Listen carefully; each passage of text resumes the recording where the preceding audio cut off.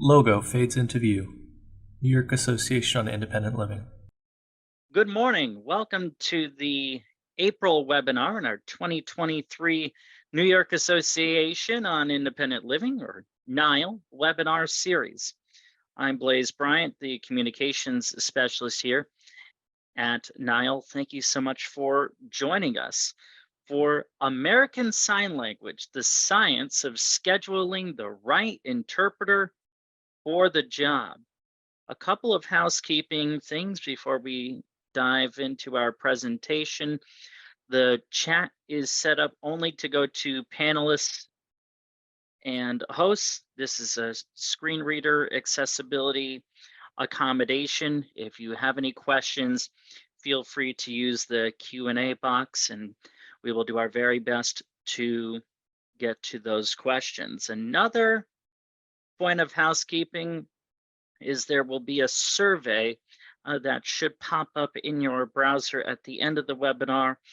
I believe I also set up a follow-up email thanking any of you who attended the webinar. So feel free to take that. We'd love your feedback. And if you have any webinar ideas, we'd love to see those as well. Now to the presentation. Joining us are three staff of the Mid-Hudson Interpreting Service from Taconic Resources for Independence. The first is Dana Steele, who is the MHIS interpreting coordinator. Hi, Dana. Good morning. Thank you for being here. Hi, Blaise. Good morning. It's great to be here. Thank you very much. Up next is Jeanine Byrnes. Good morning, Jeanine. Good morning, Blaise. Thanks for having us. Thank you. And last but certainly not least is Rebecca McLauglin. Hello, good morning. Thank you, Blaise. Well, thank you very much. And I've taken up enough of airspace, so over to the three of you.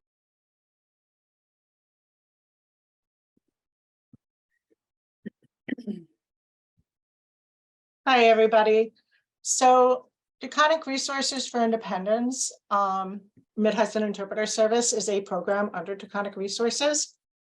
And we're going to have Dana Steele first speak about how we started at Mid-Hudson Interpreter Service. Hi, everybody. Thanks for joining us today.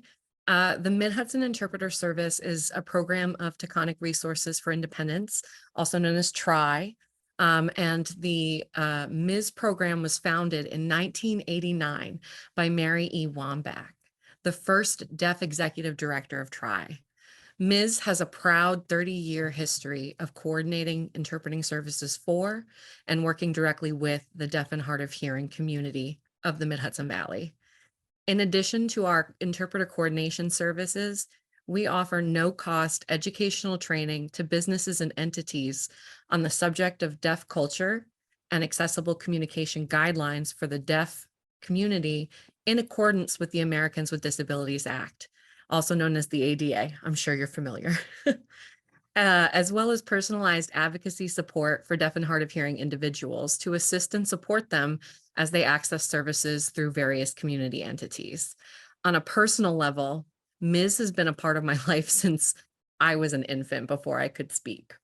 Both of my parents are deaf, and my mother, retired now, was a vocational rehab counselor for, at the time, called Vested. Now it's known as Access VR.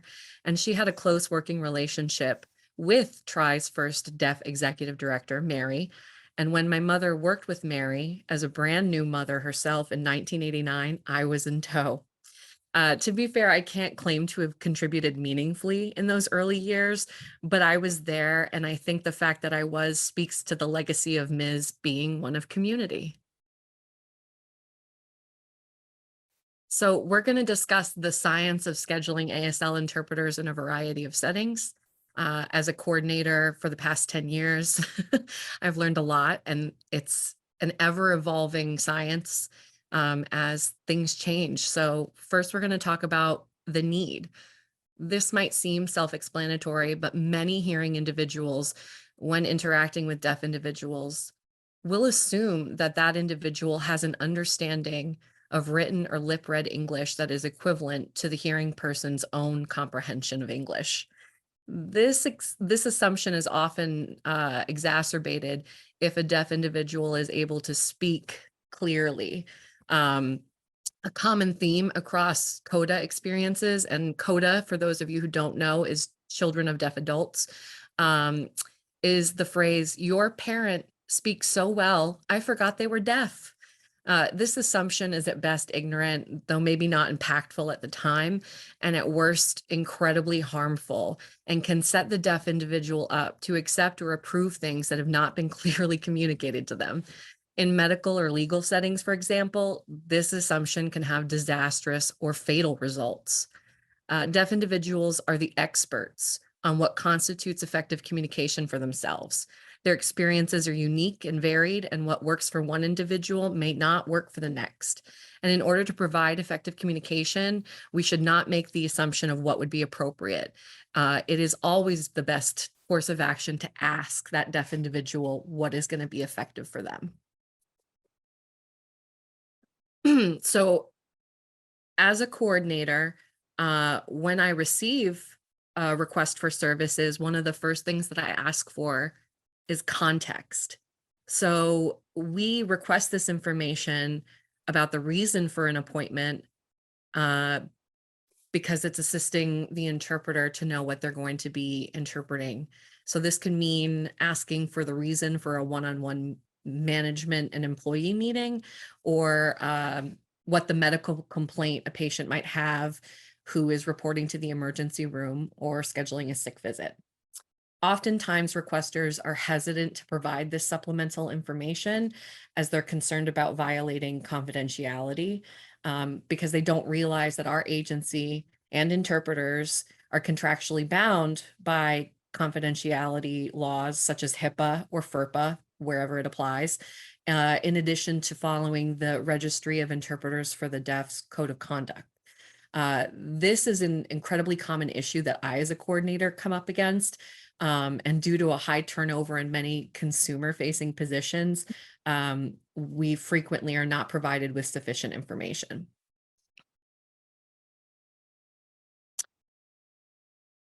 So, tone goes hand in hand with context.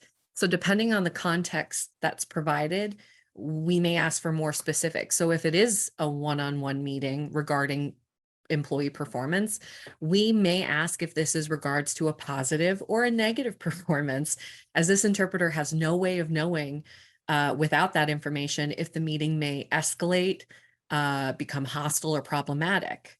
The more information that we have, the better prepared our interpreters will be to handle the nuances and shifts that naturally occur as the meeting progresses. So this prep is not every assignment requires prep, but the ones that do definitely need it. So when we receive requests for events, lectures, performances, even graduations,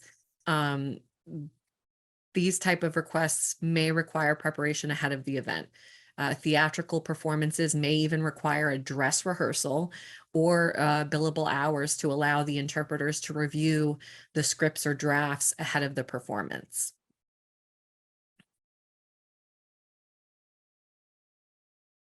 So teams is something that we have to consider when we receive a request. Teams are assigned based on the length, context, nature, and content of the assignment. And the interpreters that we work with follow an industry standard that teams are necessary for assignments that run 45 minutes or more in length, or in some cases, even if they're shorter but more complex, or perhaps have many different parties and speakers involved.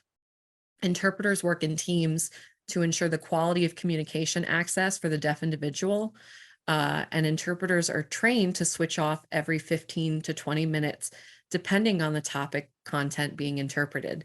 And if you're watching this webinar live, you will see eventually that our interpreter will switch off with their team.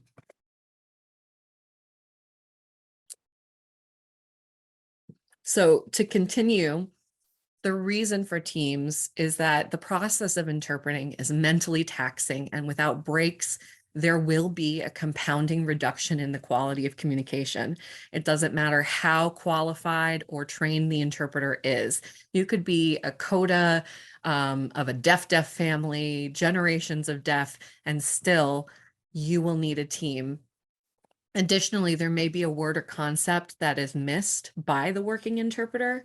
And so while their team might be physically resting, they're still observing and are able to feed their team that information to ensure that the information is getting across clearly to the deaf individual. This teamwork ensures that interpreters also reduce their risk of repetitive motion injuries, and again, ensures that the deaf individual will receive the same level of communication that their hearing peers do.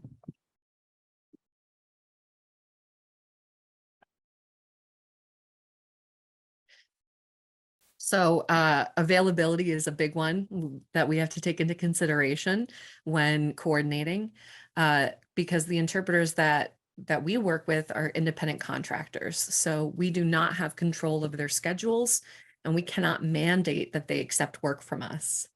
So when a request is made, I, as the coordinator, will reach out to interpreters directly to see who might be available.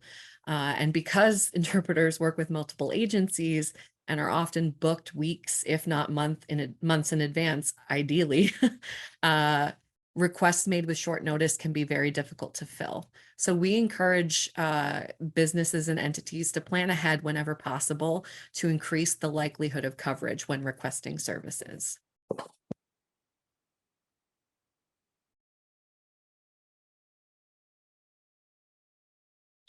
So preference, this is something that not every agency takes into account, but I take pride in the fact that we do. Deaf individuals are encouraged to reach out to our agency to communicate their preferences. This can be providing a list of preferred interpreters or specifying which interpreters they prefer not to work with for any reason. Some examples might be a personality conflict, a bad language match, a pre-existing personal or familial relationship. So we encourage them to provide instructions about who they want to or not want to work with, and how to handle the situation if their preferred interpreter is not available. For example, we've had individuals ask us that if their preferred interpreters are not available, please notify the office that called in the request to let them know that the appointment needs to be rescheduled. And we are aware that preference is a two-way street. So interpreters are also encouraged to advise us of conflicts or exceptions to individuals themselves or specific customers, businesses, and entities, or settings that they prefer not to work with. Some of the preferences that I've experienced in my 10 years that people have expressed to me have been, perhaps, I prefer not to work in a legal setting. I prefer not to accept assignments that are in relation to domestic violence or rape situations. I prefer not to interpret in mental health settings, etc. So we do our best to ensure that both the deaf individual and the interpreter's preferences and needs are considered when coordinating whenever possible.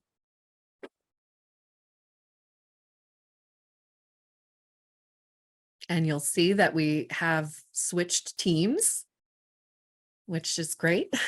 No repetitive motion injuries here. So in asking for preference, we also welcome feedback. And these individuals may provide us feedback on how their interpreting experience was, or they may provide us feedback on why they want to work with a specific interpreter or where they don't want to work with that person. So some of the feedback that we look for or that we've received has been on these following topics. So trust is a big one.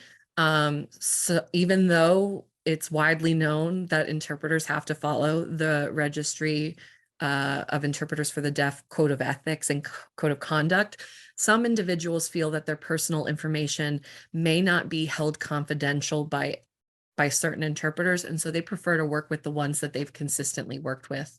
And that leads us down to consistency. They prefer to utilize the same interpreter for ongoing appointments, one for that trust, but also because the interpreter has firsthand context and is up to speed on the situation and its nuances. But not just nuances. If you're working in a professional setting, working with the same interpreter means that that interpreter knows the acronyms that may be involved or the shorthand and abbreviations. So you're not having to explain every single time something comes up. Language concerns are another thing that come up. So some deaf individuals, as we age, experience arthritis, and so their signing is limited by the range of motion in their hands. And so they prefer to work with interpreters who are familiar with the way that they sign and communicate, which may not look the same as other individuals who have a more full range of motion in their hands. Reading comprehension, a common misconception is that ASL is equivalent to English. You may be an ASL user, but your native written language may be a foreign language. So going to a doctor's office to complete paperwork, you may ask your sign language interpreter to interpret that paperwork into a language that you understand and help you fill it out. Age is another consideration, especially as we all age. Deaf individuals may prefer to work with an interpreter who's been working with them for many years because they understand the signs that they use that may no longer be utilized by the younger generation. I know firsthand when I started working at MHIS, something came up and something about cookies, and the sign that I used for cookies, I found out was an old Jewish sign from New York, cookie. And so when somebody said cookie, I was like, what are you talking about? So that experience, having that breadth of language and knowing what the older generation use is going to make them feel more comfortable and understood. And that might be why they request you. And then another concern from consumer feedback might be personal conflicts. So interpreters could be family or friends with the deaf individual. You know, not everybody's last name is all the same. So while you might not be aware, as soon as you are made aware, you can make record of that conflict and make sure that you're not pairing those two up in the future. And then, of course, personality conflicts do occur. You might have no good reason for not wanting to work with a specific interpreter. Technically, they may be perfect, but you just don't like them. And so if possible, we will try not to pair you without your consent. Hi, everybody. This is Jeanine. I'm going to be talking about personal stories of systemic discrimination. I have also been the advocate for the deaf and hard of hearing with Taconic Resources for the past 18 years. And these are some information that come up where people weren't getting interpreters for deaf individuals. So Roger is a deaf individual who had schizophrenic. He was going to jump off a bridge, but his boss told him not to. Roger's boss was God, and he listened to God and went to the nearby psychiatric hospital. At that hospital, they did not get him an interpreter. So therefore, during his stay there, he didn't know the medications he was going to be given. And when it was time to discharge him, he didn't know what he was supposed to do, how he's supposed to follow up. Liz's husband had brain cancer. My husband has brain cancer. The doctor will not get an interpreter because I am not the patient. What a lot of people don't know is that if your spouse, your partner, your caregiver is hearing and they're deaf and you're the patient and you're hearing, they're supposed to get the reasonable accommodation for your spouse, partner, or caregiver, even if they're deaf or hard of hearing. We had to fight 3 months for this woman to get an interpreter for her to know what to do for her husband. That's a fight that shouldn't have to happen. Tom wanted to break up with Denise, and the best way to do it, Tom was hearing, Denise was deaf. Tom wanted to use the couple's therapy session to break up amicably with Denise. The counselor decided she didn't want to pay for services, so she had him put up a free interpreter service on a website on his phone. And the picture was extremely choppy, and it kept freezing for long periods of time. To the counselor, Tom was the issue. No, the issue was the counselor not providing and getting an interpreter for this important meeting for both of them. Side note, I don't know if they're still together. We had a nurse give us a call and tell me that they need an interpreter. So I was getting ready to get that done for them. The nurse called back and said, never mind, we're going to use the child. The child's going to interpret and let his mom know what's going on. So when I asked what was happening, they said he needed his big toe amputated. This was a 3-year-old child. I was on the phone for a good 20 minutes with that nurse explaining how inappropriate it was to have a 3-year-old explain to their mother that they had to cut their big toe off. We recently had a hostage situation here in Dutchess County.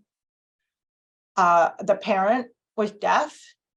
The adult child, who was about 28 years old, was hearing. They were being evicted from their house. So when the detective came to give them the eviction notice, the son brandished a weapon at the detective.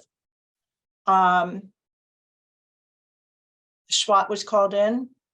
Other departments were called in. I called that police department. I called and explained to them that I understand that the parent is deaf in this situation and you need to have an interpreter for them when they get out. They didn't get an interpreter for that individual. When I spoke to a family member about it afterwards and asked if that individual was interviewed after this ordeal, the answer was no. So we don't know if this individual was an accomplice with the son, they don't want to leave, or was this individual a victim? After that was done, there was no services put in place for the parent. We didn't know where they went. They ended up homeless. So there was no help for this individual after this situation.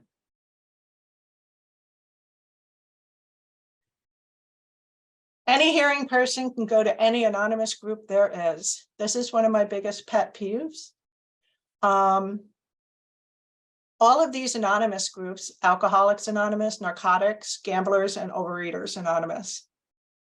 Anyone can go to it, but not a deaf or hard of hearing individual that utilizes ASL. To pay for the interpreters, it falls on the individual location. And what they have done is they will pass around a cup and ask people in the group to donate money to pay for an interpreter. These anonymous support groups get so many donations that they're able to pay for interpreters. I'm going to hand over to Rebecca now, who is going to discuss her life. Go ahead, Rebecca. My life experiences, a few of the many. So yeah, I was at the age of 11, and I needed to have immediate surgery to remove my tonsils. My tonsils were the largest that the ENT specialist had seen in his 30 years of practice. So I explained to the nurse during that appointment that, they will need to request an interpreter for the day of my surgery, being that my mother is going to be my support. And of course, because I was underage. So the nurse, she argued with me and said, that they don't need to provide an interpreter, being that my mother is not the patient. I then asked the nurse, what if the medication that's going to be given to me on the day of surgery causes an allergic reaction? How would they explain that to my mother in an effective and timely manner? What if something went wrong during my surgery? How would my mother understand what was going on and feel most comfortable about the situation at hand? How would my mother know how to properly care for me post-surgery? This was the first time with me being put under anesthesia, and we all know how nerve-wracking this can be for both the patient and the patient's support, whomever it may be. So being that I had to interpret for my mother during this initial appointment with the ENT specialist, the nurse assumed that I would be interpreting for my mother on the day of my surgery as well. So, you know, we went back and forth. Mind you, again, I'm 11 years old. So the nurse finally gave in, and she contacted their HR department while my mother and I continued to wait in the doctor's office. Eventually, their HR department confirmed that, yes, their 11-year-old patient was absolutely right. Ultimately, services were requested with Ms. and an interpreter was present before, during, and after my surgery. You know, unfortunately, my mother and I had to fight for an interpreter to be present on the day of my surgery, and unfortunately, it wasn't the last.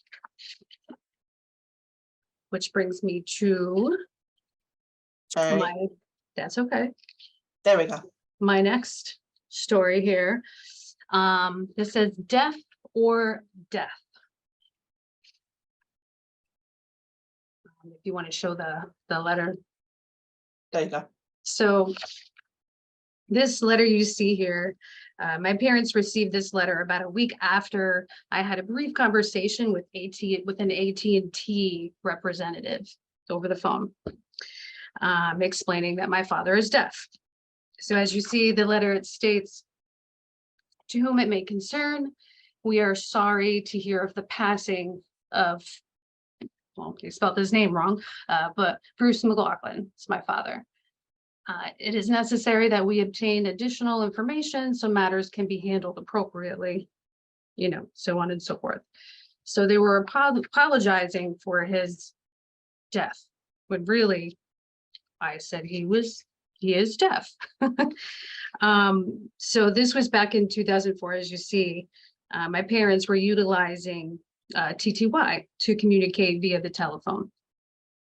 So one day, you know, we received a call. Of course, I picked up the phone, and it was AT&T, and the representative asked to speak with my father. I explained that my father is deaf and that they would need to call a specific phone number, so that way they can speak with my father, you know, directly via the relay service. So when I explained that, the representative then apologized deeply. And I just assumed that the representative was just apologizing because of the fact that I said that my father is deaf, which is what people said to my parents quite often. Like, you know, I'd say, oh yeah, my mother, my father, they're deaf. I have cousins, I have aunts, uncles, you know, nieces, nephews, they're deaf. Oh my gosh, I'm so sorry. And I'm like, I'm not. In fact, my father would tell you he'd most prefer it because he probably didn't want to hear you say that. But anyhow, so about a week passed since the call. When AT&T called, a week had passed, my parents received the letter, and both my mother and my father were so confused after reading the letter. So my mother, she showed it to me, and I mean, I got a good, it's kind of messed up, but I got a good chuckle out of it, you know. But, you know, I realized at the time that he apologized because he thought I said that he is either death or dead rather than deaf.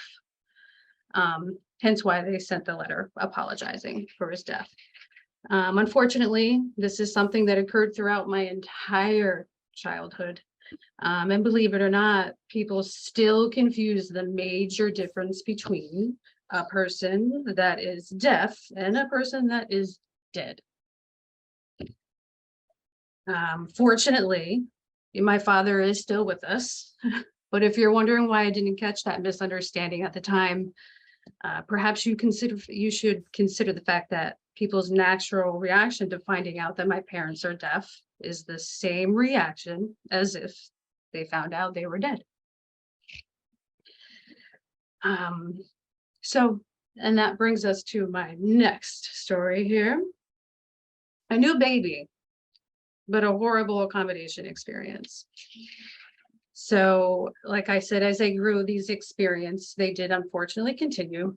At the age of 24, I became pregnant with my son. When I was about 3 months pregnant, my life took a turn, and that's when I learned that I was going to be a single mother. And my mother was my rock. She still is. She is my rock, my support. So a few months, prior to giving birth to my baby boy, my mother and I were given a tour to a hospital. So during that time, I explained that my mother will be my support on the day that I give birth. She will be in the room with me. So I explained that being she is my support, that we're requesting for an interpreter to be present. So their immediate reply was, "Can't you interpret for your mother?" I had to really bite my tongue that day, especially my hormones and everything. Woo!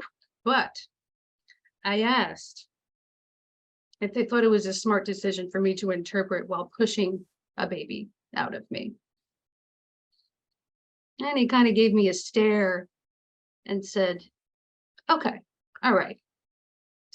So I continued to request for an in-person interpreter to be present.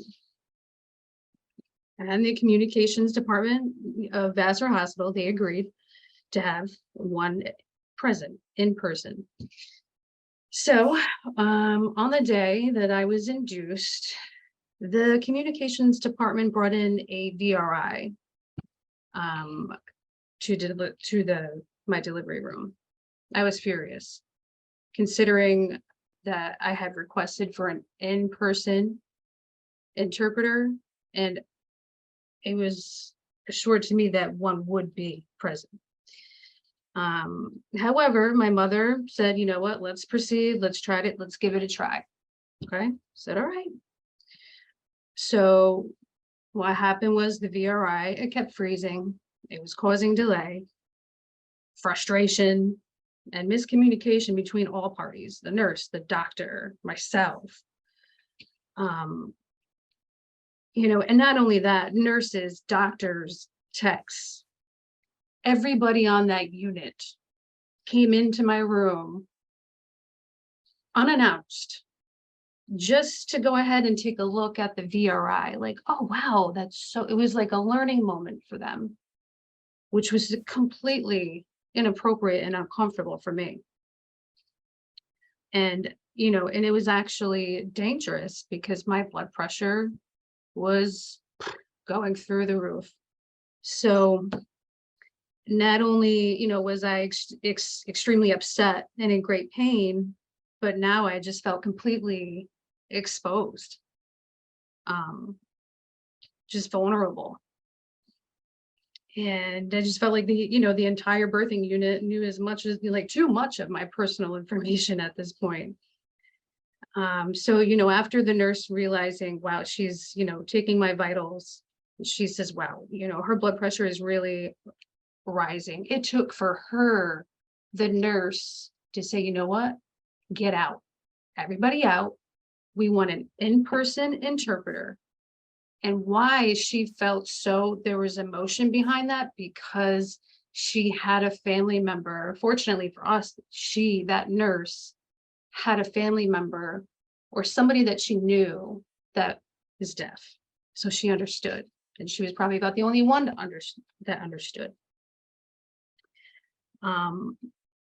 So, you know, all I could think to myself was, isn't it supposed to be like one of the most best moments of my life? But unfortunately, it took a fight, an unnecessary fight, and that was extremely risky, one for sure, and endangering the well-being of myself and my unborn child. But on January 23rd of 2014, I had my beautiful baby boy. His name is Carmelo. So it worked out great, and we had great interpreters all throughout. So, but to begin with, it was just a fight that could be avoided. And then that brings us to, We're going to discuss lip reading. A lot of people think that when you're a deaf individual or even a hard of hearing individual, and mind you, I lost my hearing at birth, and I lost 70% in my right ear and 30% in my left ear. And a lot of people think, well, I don't understand why you're not, you're facing me, you can't understand what I'm saying. Well, there's a lot of reasons why hard of hearing and deaf people can't. Only 25% of what is said on the lips is understood. The remaining 75% is guesswork, and that's regarding contact. So if you are on a topic, don't change the topic. And if you do change the topic, make sure it's clear that you change that topic. Because sometimes we think you're still on what you were talking about. But a lot of words that look the same on the lips, like bat, mat, pat, numbers 14, 40, 15, 50. And then you have my mother died and my birthday. They look the same on the lips, but have totally different meaning. And now I'm going to turn this over to Rebecca. there's a few words that I really wanted to add to the list, but I was told no, they were inappropriate. But they're, and if you know my mother, she'll tell you so. But anyhow, so my mother, she was born hard of hearing and has been able to speak well throughout her entire life. However, she is now completely deaf. And in being that she is still able to speak well, people often assume that she can lip read every single word that a person says, understand it, and communicate effectively by just lip reading. This is far from the truth. Many things come into factor: accents, beards, mustache, piercings. And there's cultures that, they don't even use any facial expressions. So it's hard to understand without all of, especially facial expressions, it's hard to understand.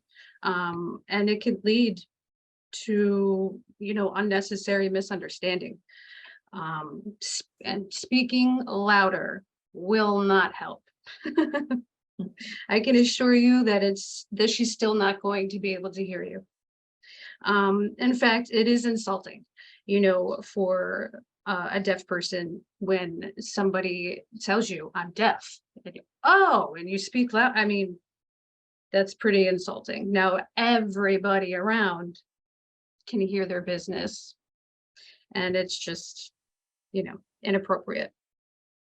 So, many words can be easily misunderstood when trying to lip read. So, and honestly, try it out.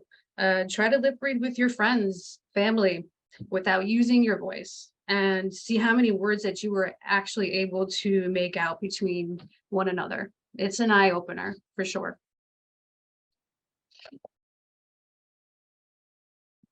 So there's not only hearing interpreters that are out there, there are also deaf interpreters.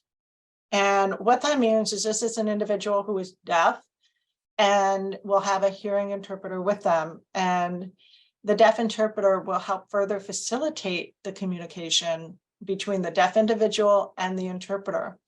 And a lot of reasons why you have this is because of language deprivation. There are children that are being born deaf and hard of hearing. And, they've now been starting to do the newborn hearing screening. And when they find that a child is deaf or hard of hearing, the doctors will recommend to the parents not to teach them sign. Okay, so let that sink in for a second.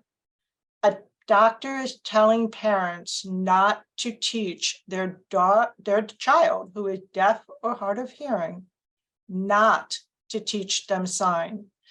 Their reason behind it, it's because they believe it will delay them developmentally. Now, there's studies out there, when you have a child who is born hearing and parents are teaching them sign,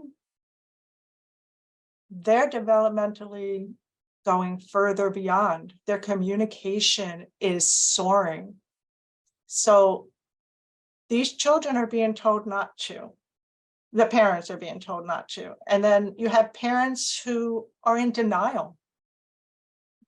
My child's deaf or hard of hearing? No. We're gonna teach them how to speak. That will solve it.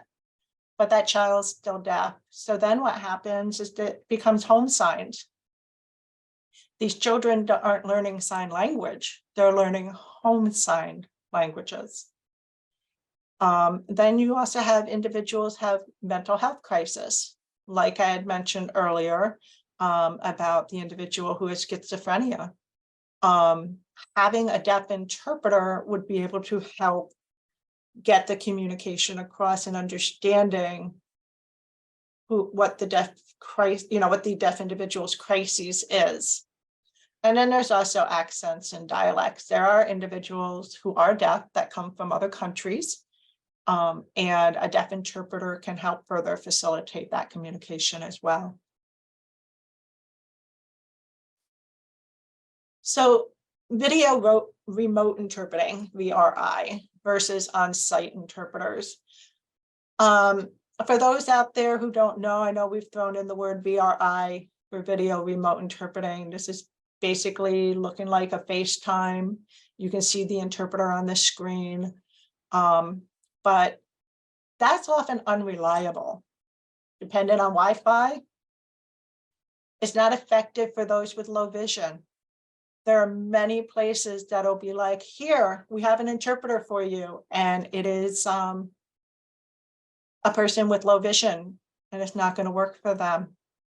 Plus, that doesn't account for regional accents and dialects. Not all ASL is straightforward ASL. You have different signs in different regions of the country. So there are accents and dialects, just like in English that we have in spoken language. Courtrooms are using VRI, and that's not acceptable. If a deaf individual is sitting and talking to their lawyer, the VRI is on a big screen that everybody can see and hear. That's not acceptable, and it's not private. An on-site interpreter takes away from that. It helps it so much more. They can adjust to the need to accommodate the individual, especially if they're in a hospital bed. If you're laying on your back and you're gonna put a screen or a laptop or whatever on top of the person in bed, it doesn't work. When you have an on-site interpreter, it matches the sensitivity of the assignment. Is it serious? Is it a terminal diagnosis? Do you have to tell them that who they had in the hospital with them died? They shouldn't have to learn that from a screen. That's a personal thing. When having on-site interpreters, you're able to see the individual's body movement and facial expressions clearly, and that's a lot in the deaf community. That's their language, using body movement and facial expressions. You're also able to see everybody clearly. And the reason I'm saying clearly is because with VRI, it freezes, constantly blanks out. On-site interpreters are also able to see that the individual is or is not confused. And if they can notice and see that they look a little confused, they can be able to expand more and give more clarification for that individual. And it's a lot easier to accommodate individuals with low vision. Now, we know that VRI is necessary for effective communication until an on-site interpreter is available to arrive, especially in an emergency situation. And a VRI is a useful tool, but it's not to be the only tool used for effective communication. If you're unsure, if faces you're working with are unsure, they have to ask the deaf individual. So what sets Mid-Hudson Interpreter Service apart from other signed language agencies? We offer deaf advocacy. Individuals come to us for all different information and things needed. I've had an individual come here and tell me they got billed for a doctor appointment. Under the ADA, they can't. So helping them through things like that, also helping them getting interpreters for doctor appointments or business meetings or whatnot. That's our advocacy for the deaf. We offer a no-cost deaf cultural ADA education to our customers. We will go on site and train the staff. We also conduct background checks on all our interpreters prior to assigning any work. There's personalized coordination with attention to individual needs and concerns.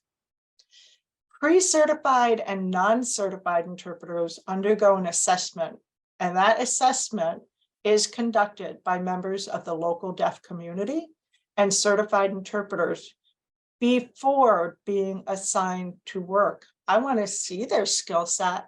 I want to know what they would be appropriate to work in. And lastly, we have personal attention, not just to the interpreters, we're to our customers and our interpreters and our deaf consumers. It's all of us. So what can you do? As independent living centers, be aware and mindful when planning events that are open to the public. Schedule for interpreters and be sure to include in your advertising materials that ASL interpreters will be provided for the event. Don't wait for someone to ask that they will need an interpreter. Budget for the interpreters. Factor in the potential need for interpreter services and make a point to have an agreement on file with an agency. This way it avoids red tape delays when making a request. Plan ahead. Make requests well in advance whenever possible. Soon as you know you're doing that event, you let the agency know that you need interpreters. And if it's a public event, you're doing justice. You don't have to have an RSVP. You could say, we're going to have interpreters for this, and it's open to the public, and people know they can just show up. Continue advocating for the compliance with Title III of the Americans with Disabilities Act. Ensuring effective communication is being provided for all involved parties, both hearing and deaf. Let me just remind everyone, the interpreters are not there just for the deaf individual. They're there for the hearing people as well. Because when you're hearing and they're deaf, they need someone to communicate both ways. Educate yourself on section 405.7 of the Title 10 of the Patient's Rights in New York State. This is regarding effective communication requirements in hospital settings. Educate yourself on deaf culture. Hire an advocate immersed in the deaf community. A deaf individual, a CODA, which is a child of a deaf adult, or someone that understands deaf culture and ideally knows ASL.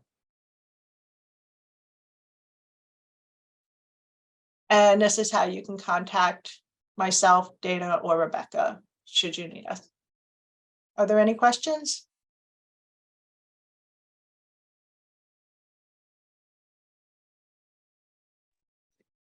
There do not appear to be any questions. There were just a couple of what was in the Q&A box were a couple of comments relating to, some minor technical issues. But if you do have any questions, we have about 8 minutes, so feel free to ask away.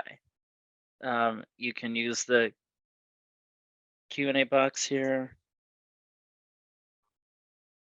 How are you supporting newer interpreters who are coming into the field? If I didn't fully catch that, I did my best to summarize the question as I was reading it by ear here.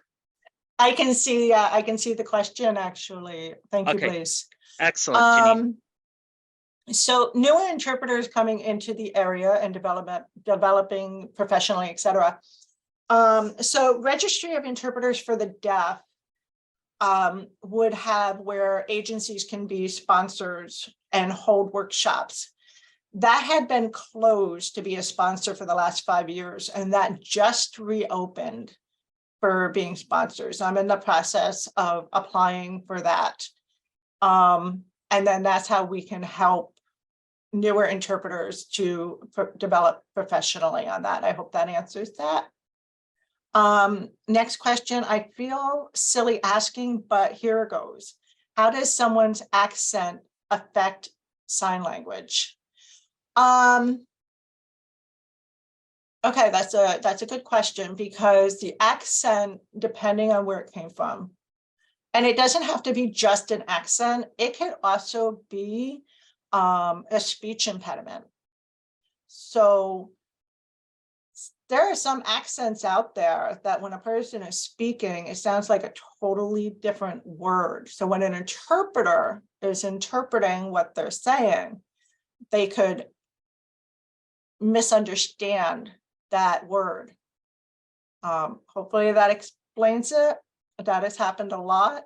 I've had doctors, being a hard of hearing individual, where I've had doctors who had a very thick, heavy accent, and I've needed to ask and have a different doctor due to that. Let us suppose you did not receive an interpreter, Rebecca, when your tonsils were removed. How would you escalate that situation via the ADA? Rebecca, would you like to answer that? I would contact Ms. For advocacy. We do have resources and people that will support us in a situation like that, and go from there. For sure, I would fight it. I wouldn't, too many people just accept it, unfortunately. So, sometimes you do have to put up that fight. But yeah, I would reach out to our resources that we have here and see what they could do to, advocate. Another question, how would you share information about the need for some people to have a person who is deaf work as a relay along with interpreter? Sue, my question is, are you asking if they should be together on site or as a relay, somebody on the phone? I'm just a little, to relay, I'm sorry. Person who is deaf work as a relay along the interpreter. So sometimes what would happen is we would get an interpreter go into a job and they would tell us, about the situation and say, we really need a deaf interpreter here. And then that's how we would know to get that. I hope I'm answering that question correctly, but that's how we get information regarding if a deaf interpreter is needed. As your examples show, hearing people either don't care or do not understand. Oh, somebody just, where'd it go? As your examples show, hearing people either don't care or do not understand the need for an interpreter. But these meetings are deaf people's lives. Deaf person needs to be told who to expect as their interpreter rather than being left in the dark if one will show up or who. Okay, so that's another reason our agency is different from other agencies. We have video phones in our offices, and if a deaf person wants to know who their interpreter is going to be, they can call us and we will tell them. Not all agencies do that. Also, I would just like to say that as the interpreter coordinator, I call the business or entity that made the request and I provide them the name of the assigned interpreter, and I verify the location, the time of the appointment, and if it's like a medical appointment, the name of the provider. So theoretically, they should be recording that information. And when you call them to make sure you have an interpreter, they should be able to give you that information as well. But you know, there's a lot of different administrative people working in these offices. So as Jeanine said, if you're not able to get that information from the office that you have an appointment with, you can absolutely contact Ms. and ask for the name of your interpreter.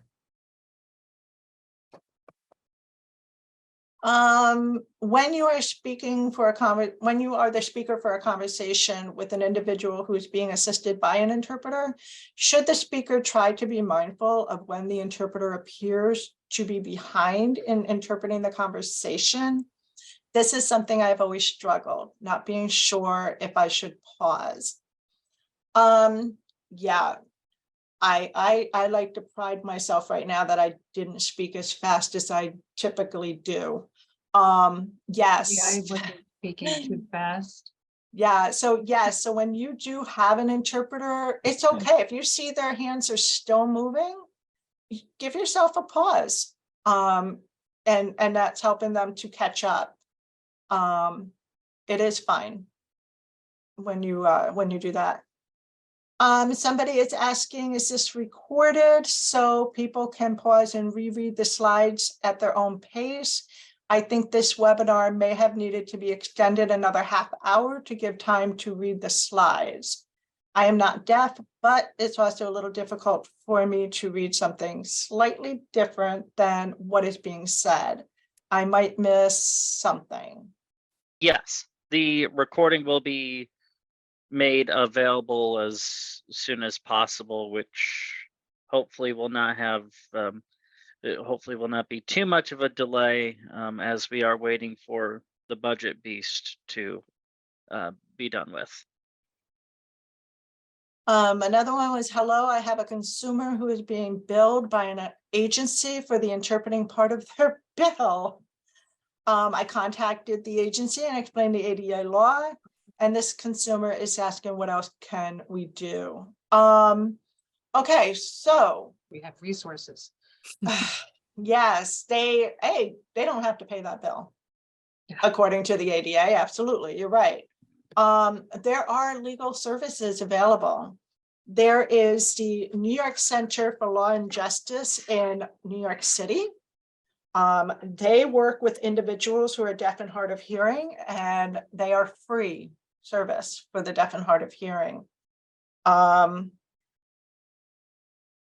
I can put in the chat the phone number for it, but you could also look it up online. It's called the New York Center for Law and Justice, and they would be able to help out as well. Or you can use my contact information, Rebecca, you know, any one of us, we can provide that information to you if needed, for sure. Someone had mentioned this is very informative and very helpful program. Thank you so much. You're very welcome. I'm glad we were able to do this.